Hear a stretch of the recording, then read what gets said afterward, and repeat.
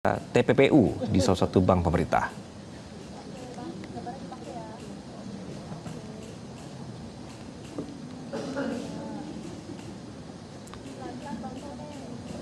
Di siang hari ini, pemirsa, polisi berencana akan memberikan keterangan pers berkaitan dengan perkembangan kasusnya. Kita mengetahui bahwa kasusnya kemudian dikembangkan setelah salah satu kepala cabang menjadi korban penculikan dan juga meninggal dunia. Lalu polisi mengembangkan kasusnya hingga terkumpullah sekitar 15 tersangka. Dan pengembangan dari sini terlihat mulai dari otak pelaku, kemudian eksekutor, dan juga tim pendukung lainnya. Dari perkembangan situasi di lapangan, pemirsa, juga ditemukan adanya klaster-klaster baru, termasuk antaranya adalah klaster dari pegawai bank yang ikut terlibat dalam kejahatan ini.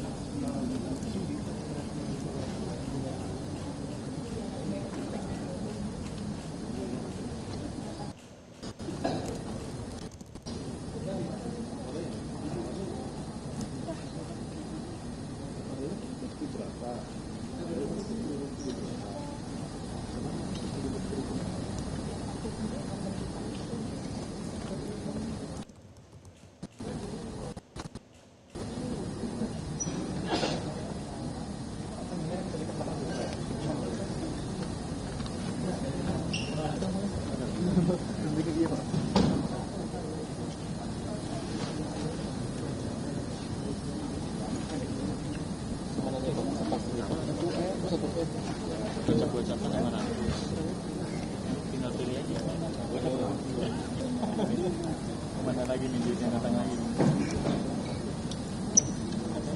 Kalau nggak ada duitnya dapat. Ada lagi.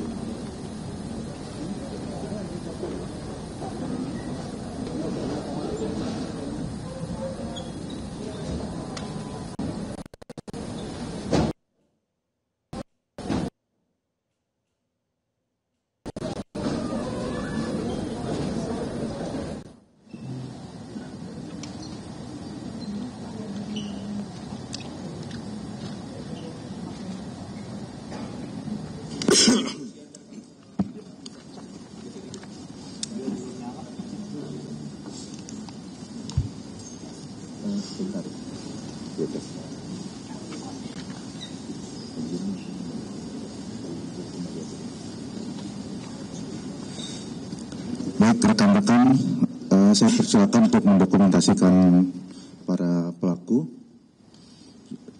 Saya kasih waktu 1 menit.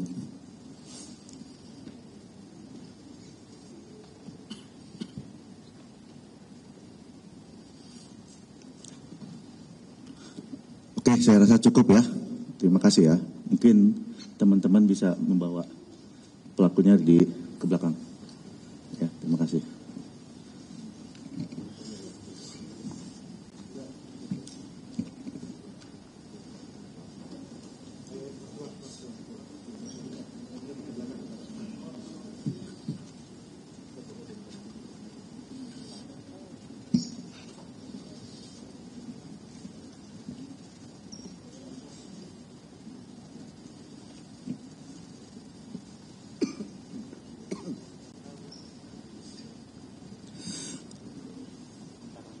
Baik, bisa kita mulai ya teman-teman. Bismillahirrahmanirrahim. Assalamualaikum warahmatullahi wabarakatuh. Yang saya hormati Direktur Tindak Pidana Eksus Bareskrim Polri, Brigjen Pol Helvi Assegaf SIK MH. Yang kami hormati Ketua PPATK yang dalam hal ini diwakili oleh Sekretaris Utama PPATK Republik Indonesia, Irjen Pol Albert TB Sianipar SIK MH. Yang kami hormati Direk Jampidum yang dalam hal ini diwakili oleh Direktur D Jampidum, Dr. Sugeng Rianta SH.MH. Yang kami hormati Wadir Tibit Eksus Bareskrim Polri, Kombes Pol Zain Dwi Nugroho SHS, Subdit 2 Direktur Tindak Pidana Eksus Baris Krim Polri, Kombes Pol Sugeng Sudarso SIK SHMH. Rekan-rekan media, saat ini kita akan merilis kesekian kali pengungkapan yang dilakukan oleh Direktorat Tindak Pidana Ekonomi Khusus Baris Krim Polri, di mana rilis tersebut terkait dalam pengungkapan perkara tindak pidana perbankan dan atau tindak pidana informasi dan transaksi elektronik dan atau tindak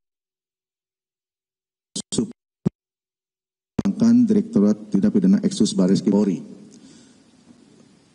Nanti akan disampaikan secara detail oleh Direktur, yang mana kita ketahui bersama dari pelaku yang ada tadi itu merupakan bagian jaringan yang sudah ditangani oleh Polda Metro sebelumnya. Jadi ada beberapa pelaku yang sudah ditangani oleh Polda Metro yang saat ini sedang kita kembangkan atau Baris Krim kembangkan dalam kasus yang akan kita sampaikan saat ini.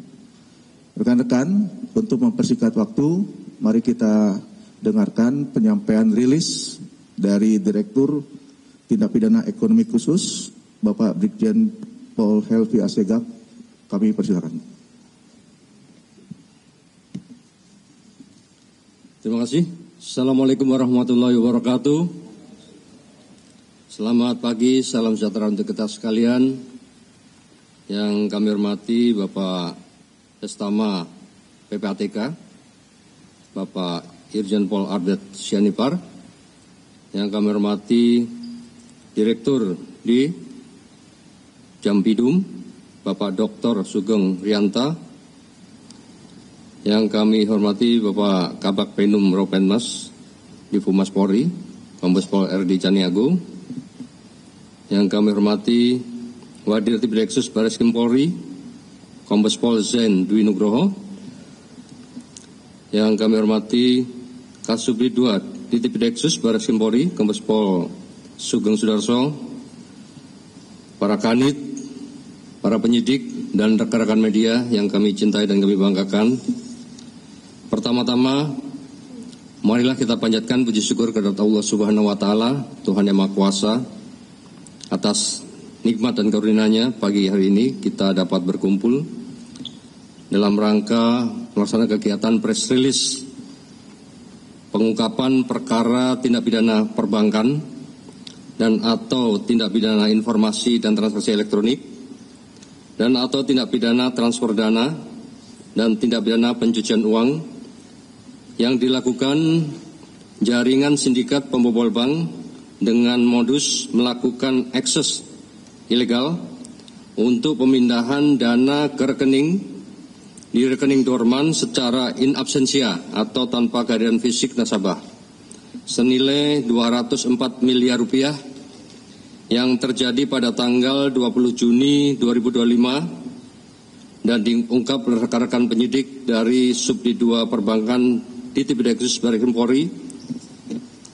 Perlu kami sampaikan bahwa pengungkapan ini didasari oleh laporan polisi nomor LPB 311 bulan Juli 2025, tanggal 2 Juli 2025, serta surat perintah penyidikan nomor SP Sidik 646 7 Romawi 22 225 di Tipideksus tanggal 3 Juli 2025. Sejak awal bulan Juni 2025, jaringan sindikat pembobol bank yang mengaku sebagai Satgas Perampasan Aset melakukan pertemuan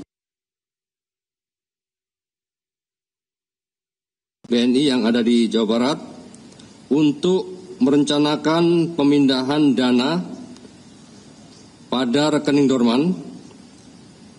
Kesimpulan dari pertemuan tersebut kami sampaikan bahwa jaringan sindikat pembobol bank yang mengaku sebagai Satgas Perempat Aset menjelaskan cara kerja serta peran masing-masing dari mulai persiapan, pelaksanaan eksekusi sampai tahap imbal balik hasil. Jaringan sindikat pembobol bank selaku tim eksekutor memaksa kepala cabang menyerahkan user ID aplikasi core banking sistem milik teller, dan kepala cabang serta apabila tidak mau melaksanakan akan terancam keselamatan kepala cabang tersebut beserta seluruh keluarganya. Di akhir bulan Juni 2005, jaringan sindikat pembobol bank selaku eksekutor dan kepala cabang bersepakat untuk melakukan eksekusi pemindahan dana rekening dorman pada hari Jumat pukul 18.00. Jadi sudah di akhir minggu atau mendekati hari libur setelah jam operasional.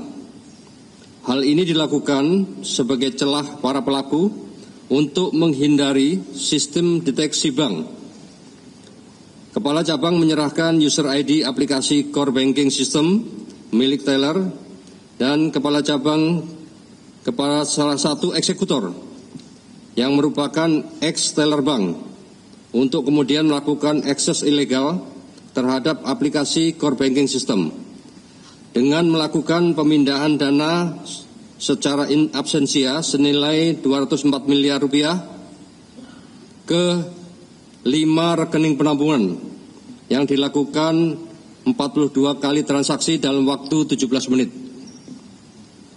Pihak bank menemukan adanya transaksi mencurigakan, kemudian melaporkan kepada Baris Krim Polri, dan atas adanya laporan tersebut, penyidik 2 subdit perbankan di Tipideksus Baris Krim Polri langsung berkomunikasi dengan rekan kami yang ada di PPATK untuk melakukan penelusuran dan pemblokiran terhadap harta kekayaan hasil kejahatan maupun transaksi aliran dana tersebut. Kunci keberhasilan pengungkapan tindak pidana ini terjadi berkat respon cepat analisis mendalam, kecermatan dan kerja keras penyidik Subdit 2 Perbankan yang dibantu dan didukung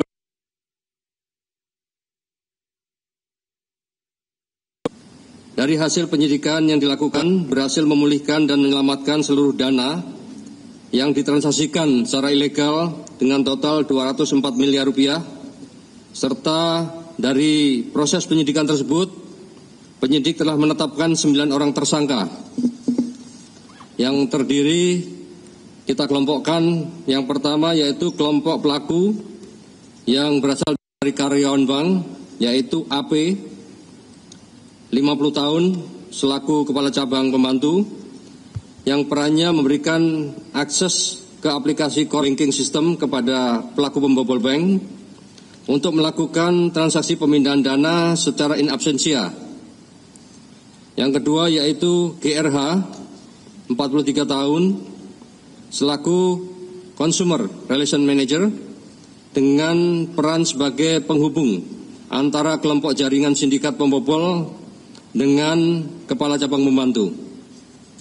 Kemudian kelompok pelaku pembobol atau eksekutor yang pertama yaitu C 41 tahun dengan peran selaku mastermind atau aktor utama dari kegiatan pemindahan dana tersebut dan mengaku sebagai Satgas Perampasan Aset yang menjalankan tugas negara secara rahasia. Yang kedua yaitu DR 44 tahun, perannya sebagai konsultan hukum yang melindungi kelompok pelaku pembobol bank serta aktif di dalam perencanaan eksekusi pemindahan dana secara in absentia. Yang ketiga NAT 36 tahun dengan peran sebagai ex pegawai bank yang melakukan akses ilegal aplikasi core banking system.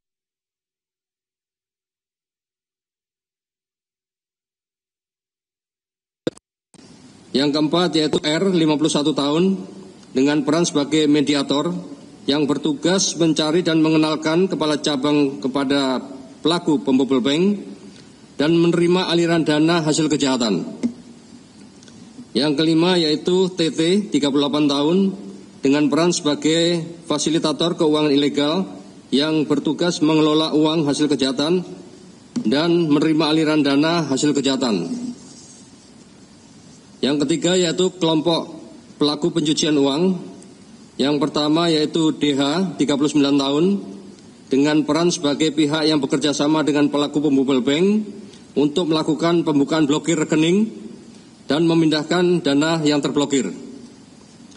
Yang kedua yaitu ES, 60 tahun, dengan peran sebagai pihak yang bekerja sama dengan pelaku pembobol bank yang menyiapkan rekening penampungan dan menerima uang hasil kejahatan.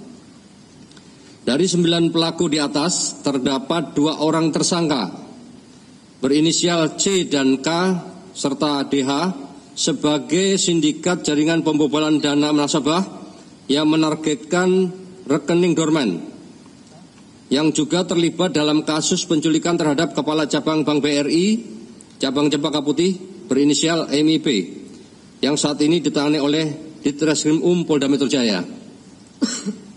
Dengan modus operandi, para pelaku merupakan jaringan sindikat pembobol bank yang menargetkan pemindahan dana yang ada di dalam rekening dorman di luar jam operasional bank. Barang bukti yang sudah kita sita, yang pertama uang sejumlah 204 miliar rupiah, 22 unit handphone, 1 buah hard disk eksternal Seagate SRDOOF12TB, DFR CCTV, 1 unit mini PC merek HP 260 G4 dengan nomor produk 9UP52AV. Yang terakhir yaitu 1 buah notebook Asus ROG. Persangkaan pasal yang dilanggar, tindak pidana perbankan sebagaimana dimaksud dalam pasal 49 ayat 1 huruf A dan ayat 2 Undang-Undang Nomor 4 2023 tentang pengembangan dan penguatan sektor keuangan junto pasal 55 KUHP. Ancaman hukuman yaitu 15 tahun penjara dan denda 200 miliar. Yang kedua, tindak pidana informasi dan transaksi elektronik pasal 46 ayat 1 junto pasal 30 ayat 1 Undang-Undang Nomor 1 tahun 2024, perubahan kedua atas Undang-Undang Nomor 11 2008 tentang ITE, ancaman hukuman yaitu 6 tahun penjara dan denda 600 juta. Yang ketiga, tindak pidana transfer dana pasal 82, pasal 85 Undang-Undang Nomor 3 tahun 2011 tentang transfer dana. Ancaman hukuman yaitu 20 tahun penjara dan denda 20 miliar. Yang keempat yaitu tindak pidana pencucian uang pasal 3, pasal 4, pasal 5 Undang-Undang Nomor 8 2010 tentang pencegahan dan pemberantasan tindak pidana pencucian uang dengan ancaman hukuman yaitu penjara 20 tahun serta denda 10 miliar. Melakukan pengembangan kepada pelaku yang lain yang saat ini masih dalam proses penyidikan dan pencarian dalam jaringan sindikat pembobolan bank tersebut dengan menargetkan rekening dorman.